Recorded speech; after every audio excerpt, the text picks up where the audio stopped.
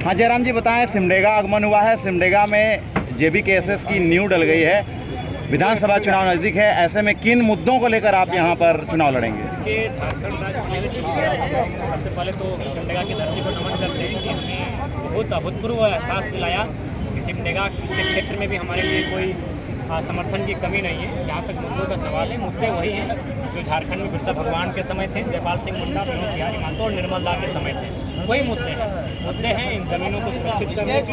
नहीं तो इसी प्रकार जो चालान किस्म के लोग हैं वो किसी प्रदेशों से आएंगे, किसी देश से आएंगे और हमारी ज़मीनों को लूट कर चले जाएंगे नहीं, उस हमारी ज़मीनों को अधिग्रहित कर लेंगे। तो वही समस्याएं हैं। CNTSPT की कानूनें हैं, विल्किंसन रूल है, लेकिन आज भी धड़ल्ले से हमारी आदिवासी मूलवासियों की ज़मीनों का अपराध किया जा रहा है। इसे रोकथाम करना हमारा मुद्दा रहेगा। आज कोई भी राज्य बनता है तो सबसे पहले एक पॉलिसी बनती है कि इस राज्य का मूल निवासी कौन होगा। बिहार रहे, बंगाल रहे, उड़ीसा रहे, छत्तीसगढ़ रहे या फिर तेलंगाना, तमिलनाडु या कर्नाटक रहे या महाराष्ट्र रहे या गुजरात रहे। लेकिन इस राज्य की एक डोमिसाइल पॉलिसी नहीं होने के कारण आज इस राज्य में लोग आकलन नहीं कर पा रहे हैं कि इस राज्य के मूलवासियों के अधिकार लेकर कौन जा रहा है। स्थानीय नीति हमारा मुद्दा रहेगा, क्योंकि ये राज्य किसानों का प्रदेश है। एक बेहतर कृषि नीति हमारा मुद्दा रहेगा। छात्र लगातार सड़कों पर आकर आंदोलन कर रहे हैं, अपने बदन पे लाठियां भांज रहे हैं, तो एक नियोजन नीति हमारा बेहतर मुद्दा रहेगा। इस राज्य में जो पारा कर्मी हैं, चाहे पारा शिक्षक हैं, आंगनबाड़ी की सेविका हैं, रसोइयाँ हैं, तमाम जो स्वयं सेवक हैं, उनके मुद्दे को कैसे अस्थायी किया जाए, उनके मुद्दे को कैसे समाधान किया जाएगा, ये हमारा मुद्दा रहेगा। जैसे कि लगातार झारखंड में फिर से कहा जा रहा है कि हेमंत सोरेन ने जो 1000 रुपया मैया सम्मान के रूप में दी है, इसको किस नज़र से आप देखते हैं? देखिए, वो चुनावी स्टंट है। हालांकि अगर सम्मान के तहत आया तो स्वागत होता, लेकिन समय उचित नहीं है। ये खेतीबाड़ी का दिन था और खेतीबाड़ी का दिन जहां उनको 3 घंटा 4 घंटा खेतों में बात करना चाहिए था, वहां आप उन्हें प्रज्ञा केंद्र में और साइबर कैफ़े में उलझा के रख रहे हैं। तो मेरे हिसाब से समय का सिलेक्शन नहीं है, क्योंकि चुनाव नज़दीक है, इसलिए चुनावी एजेंडा है। कुछ तो फाइलें सरकारी दफ्तरों में फेंकी गई पाई गई, तो ये दुर्भाग्यपूर्ण है। प्लानिंग उचित है। एक अंतिम सवाल, सिमडेगा की आवाम और सिमडेगा के युवाओं को क्या संदेश देना चाहेंगे? सिमडेगा की आवाम और युवाओं को यही संदेश देना चाहेंगे कि सिमडेगा भी एक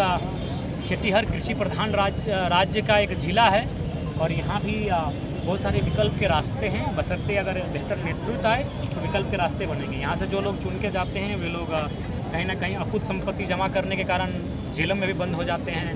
उन पर CBI ED तक का प्रेशर बन जाता है। तो इसलिए ईमानदार पॉलिटिक्स की आवश्यकता है, जो एक ईमानदार नेतृत्व को ले जाकर रांची में प्रदर्शित करें। धन्यवाद। और हमारे ये चंपई सोरेन जी को, जो हेमंत सोरेन ने जेल से आने के बाद में जो उनको मुख्यमंत्री से हटा दिया गया, और चंपई सोरेन जी अपना जो आभार प्रकट कर रहे हैं पार्टी के प्रति, जो पार्टी के बहुत ही वरिष्ठ नेता थे और आज BJP का दामन थामने जा रहे हैं, तो इस पर आप क्या कहना चाहते हैं और इसको आप किस नज़र से देख रहे हैं? देखिए, ये JMM ने उनके साथ उचित नहीं किया, क्योंकि देखिए वृद्ध नेता हैं और 2-3 महीने का कार्यकाल बचा था। तो इस कार्यकाल को मुख्यमंत्री जी को चाहिए था कि उनको सौंप देते, और वे अभी एक घूमते पूरे राज्य में अगले चुनाव की तैयारी करते हैं। लेकिन कहीं ना कहीं ये उचित नहीं था। और चंपई जी अगर BJP में जा रहे हैं तो इस राज्य के लिए और एक संकट होगा, क्योंकि देखिए जहाँ तक नीति का प्रश्न है, वो अभी फिलहाल उद्योगपतियों की ज़्यादा सुनती है। और झारखंड जिस प्रकार कल कारखाने लगे हैं, उन कल कारखानों में जिस प्रकार से ज़मीनों का अधिग्रहण किया जा रहा है लगातार रैयत को अनसुना करके, हमें लगता है कि जो BJP की पॉलिसी है वो रैयत की ना होकर उद्यमियों के पक्ष की है। इसलिए यहाँ चंपई सोरेन को थोड़ा सोचना चाहिए। अगर चंपई सोरेन आपकी पार्टी में आना चाहे तो?